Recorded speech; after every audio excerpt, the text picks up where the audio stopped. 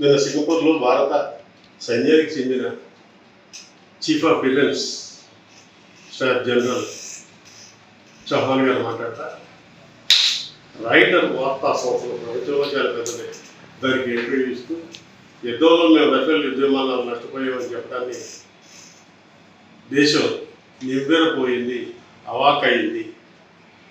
ఆయన వాస్తవాలు చెప్పినందుకు హర్షిస్తున్నాం.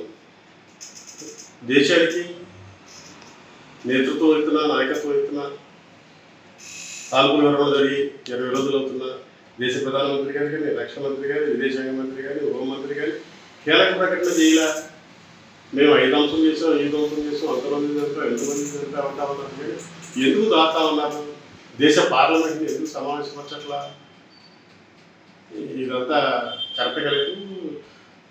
మళ్ళీ మోడీ గారు ప్రతిపక్ష రాష్ట్ర ముఖ్యమంత్రులు ఉన్న ప్రాంతాల్లోకి వెళ్ళి బెంగాల్కి వెళ్ళి ఒక రకంగా మాట్లాడతాడు, వేరే ప్రాంతంలోకి వెళ్ళి ఇంకో రకంగా మాట్లాడతాడు, ఎన్నికలు జరిగే రాష్ట్రాలకు వెళ్ళి ఇంకో రకంగా మాట్లాడతాడు, బీహార్లోకి వెళ్ళి ఆపరేషన్ సింధూర్లో పరాక్రమం చేశామని చెప్పి నాకు ఓట్లు వేయండి అని చెప్పి మాట్లాడతాడు, కచ్ గుజరాత్లోకి వెళ్ళి హెచ్చరిస్తూ ఉంటాడు పాకిస్తాన్ని. అరే 20 రోజుల నుంచి 9 సార్లు ట్రంప్ నామూలంగానే యుద్ధం ఆగిపోయింది అని చెప్తా ఉంటే నోరెత్తట్లా. ఏ విషయంలో కూడా నోరెత్తట్లా. ఒక సర్వసత్తాక సార్వభౌమ దేశం కదా, రిపబ్లిక్ దేశం కదా, దానికి ప్రధానమంత్రి మోడీ గారు కదా. అరే మన పిల్లలకి కాళ్ళకి చేతులకు గొలుసులేసి యుద్ధ విమానాల్లో భారతదేశం పంపితే మాట్లాడాల. మన వాణిజ్య వస్తువులు అమెరికాలో దిగుమతి మీద విపరీతంగా టారిఫ్లు పెంచితే మాట్లాడుతున్నా, హార్వర్డ్ విశ్వవిద్యాలయం నుంచి మన పిల్లలను ఎగ్గొడత తొలగించేస్తే మాట్లాడుతున్నా, మన వీసాల రద్దు చేస్తే మాట్లాడుతున్నా, మన వీసాల ఇంటర్వ్యూలు స్లో చేస్తే మాట్లాడుతున్నా. ఏమవుతా ఉంది ఈ ప్రభుత్వానికి అని చెప్పి మేము అడుగుతా ఉన్నాం.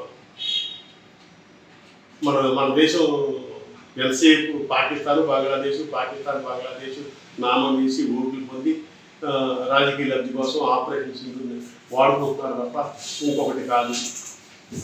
అరే అందరూ భారతదేశంలో అన్ని రాజకీయ పక్షాలు ఆ బాలగోపాలం చిన్న చిత్తగా ముసలా ముసగా అందరూ కూడా మేము నీకు మద్దతు ఇచ్చాం కదా యుద్ధం చేస్తుంటే. 4 రోజులు యుద్ధాన్ని ఎందుకు ఆపాల్సి వచ్చింది? 26 మందిని చంపిన వాళ్ళు 4గురిలో ఒకరిని పట్టుకోలేదు కదా. అసలు పార్లమెంట్ సమావేశం ఏర్పాటు చేయమంటే ఎందుకు ఏర్పాటు చేయదు? ఇదంతా కూడా మంచిగా లేదు. 7గురు ఈ రాష్ట్రానికి సంబంధించి ఈ 7గురిని ఈ దేశానికి సంబంధించి 7 ప్రతిబృందాలని ఈ దేశాలకు పంపించారే. అసలు కనీసం పార్లమెంటుతో చెప్పాలి కదా, పార్లమెంటులో మాట్లాడాలి కదా. రఫేల్ యుద్ధ విమానాలు అనేది నంబర్ 1 యుద్ధ విమానాలు కదా, ఆళుకూలు చేశారా, మన యాంత్రిక లోపం వల్ల జరిగిందా అనేది చెప్పాల్సిన అవసరం వీళ్ళ మీద ఉంది కదా. మన జీడిపి పడిపోతూ ఉంది, రోజు ప్రతిపక్షాలను దొంగలు అంటూ ఉంటాడు. 11 సంవత్సరాల్లో అనేక సార్లు దాడులు జరుగుతూ ఉన్నాయి కూడా నువ్వేం పట్టించుకోవట్లేదు. ఇది మంచి పద్ధతి కాదు. తక్షణమే పారదర్శకంగా వ్యవహరించాలి. ఎంతసేపు ప్రతిపక్షాలని అలాగే రాహుల్ గాంధీని కాంగ్రెస్ని ఆడిపోసుకోవడం తప్ప ఇంకొకటి కాదు అని చెప్పి మేము చెప్తా ఉన్నాం. తక్షణమే గుడ్డగాల్చి మోకాలు ఇప్పుడు 50 సంవత్సరాల క్రితం ఇందిరాగాంధీ ఎమర్జెన్సీ పెట్టిందంట, అప్పుడు పౌరత్వం అందించారంట. మోడీ గారు ఈ 11 సంవత్సరాల పాలనలో ఎవరికన్నా మీటింగ్ పెట్టుకుంటారు గమ్మతిస్తున్నారా? అరే బీబీసీని బ్యాన్ చేశారు, భారతదేశంలో పేరుకి కన్నా జర్నలిస్టులను బ్యాన్ చేశారు, అనేక మందిని పౌరత్వం లేకుండా పోతా ఉన్నాయి, వ్యవస్థలను బుల్డోజ్ చేశారు, కాల్ చేస్తున్నారు, కూల్ చేస్తున్నారు, పంపించేస్తా ఉన్నారు. ఇదే మీరు ఎమర్జెన్సీ గురించి మాట్లాడతారా? రండి బహిరంగ సమావేశం పెడతాం పార్లమెంట్ వేదికగా. ఎంతసేపు ఈ దేశ అభివృద్ధి, జీడిపి, యువత, ఉద్యోగాలు, ఉపాధి కల్పన వీటి గురించి మాట్లాడకుండా అసలు ఈ దేశంలో సంపద అదాని అమ్మాని దూసిపెడతా ఉన్నారు. దాని మీద వివరాలు తీసుకురండి.